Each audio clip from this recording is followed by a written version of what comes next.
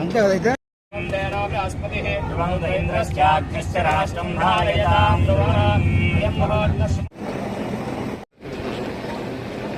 సభకు నమస్కారం.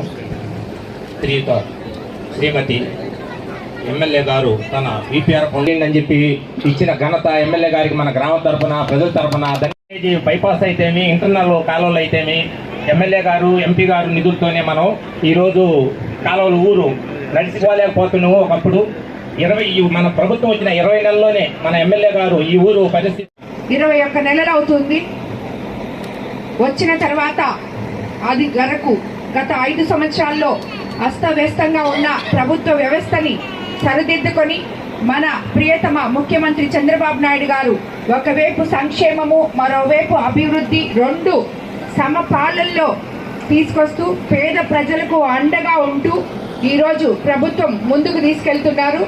Land act రద్దు చేస్తామని చెప్పి పట్టాదారు పాస్ పుస్తకాలు మీకు రాజముద్రతో ఇస్తామని చెప్పాము. అవి కూడా ఇవ్వడం జరిగింది. అలాగే ఇప్పుడు రీసర్వేర్ లో ఏమైనా తప్పులుంటే అవి కూడా సరిదిద్దే కార్యక్రమం మొదలు పెట్టారు. అందరు అధికారులకి అది మనం ఇవ్వడం కూడా జరిగింది.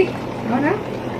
సీఎం గారు మండల స్థాయి అధికారులకు అందరికీ కూడా ఆర్డర్ చేశారు. ఎక్కడైతే రీసర్వేలు ఉన్నాయో అవన్నీ తిరిగి చేయమని దానికి ప్రత్యేక ఆఫీసర్లను కూడా నియమించడం జరిగింది. ప్రతి ఒక్కరు కూడా మీకు ఎక్కడైనా తప్పులు జరుగుంటే అధికారులతో సంప్రదించి తప్పకుండా చేసుకోవాలి. ఒక కోవూరు కాన్స్టిట్యున్సీలో ఎవరైనా రీసర్వేలో తప్పులు జరిగి ఇబ్బందులు పడుతూ దానికి అధికారులు స్పందించకపోతే నేరుగా నా దగ్గరికి రావాలని చెప్పి కోవూరు కాన్స్టిట్యున్సీలో ఉన్న ప్రతి ఒక్కరికి కూడా నేను తెలియజేసుకుంటున్నాను.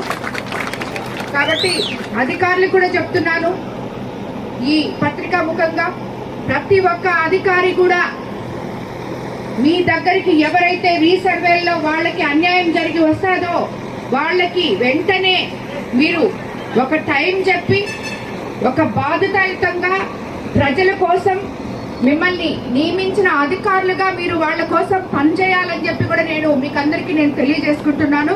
అదేవిధంగా ఈరోజు ధాన్యం ఏంటంటే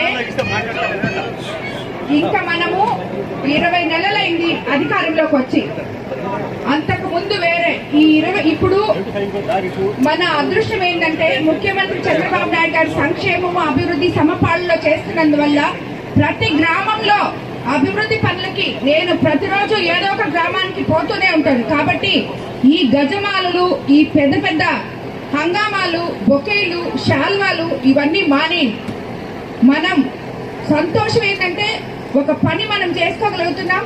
ఈ రోజు దాన్ని ప్రజలకి అంకితం చేయగలుగుతున్నాం. అదే ఒక గొప్ప సత్కారంగా భావించి ఈ గజమాలు ఇవన్నీ ఈ సంస్కృతిని ఇంకా ఆపేయాలని ప్రతి ఒక్క మండలంలోని కార్యకర్తకి నాయకులకి నేను తెలియజేసుకుంటున్నాను.